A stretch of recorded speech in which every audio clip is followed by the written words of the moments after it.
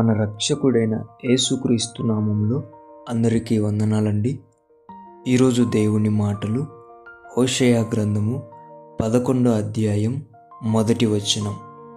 ఇశ్రాయేలు బాలుడై ఉండగా నేను అతని యొడల ప్రేమ కలిగి నా కుమారుని ఐగుప్త దేశములో నుండి పిలిచి తిని.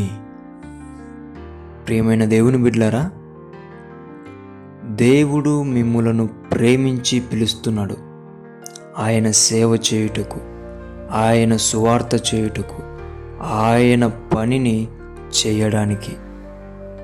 దేవుని బిడ్డలారా, పిలిచిన పిలుపుకు లోబడినట్లయితే ఆనాడు యాకోబును ఏం చేసినాడు? ఇశ్రాయేలుగా మార్చాడు. దేవుని బిడ్డలారా, మారాను మధురముగా మార్చాడు.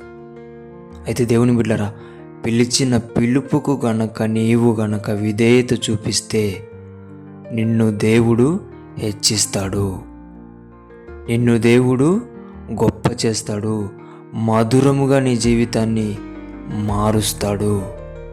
దేవుని బిడ్డలారా, పిలిచిన పిలుపుకు లోబడండి, దేవుని దీవెన పొందండి. దేవుడి మాటలను దీవించునుగాక. ప్రార్థిద్దాం. దేవానికి వందనాలు, స్తుతులు, స్తోత్రాలయ్యా.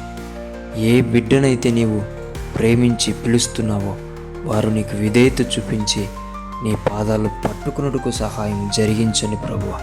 నీ చిత్తమును ఆ బిడ్డల పట్ల జరిగించమని, నీ పిలుపుకు విధేయత కలిగిన మనసును వారికి దయచేసి పట్టుకోమని యేసు నామములో ప్రార్థిస్తున్నాం తండ్రి. ఆమేన్.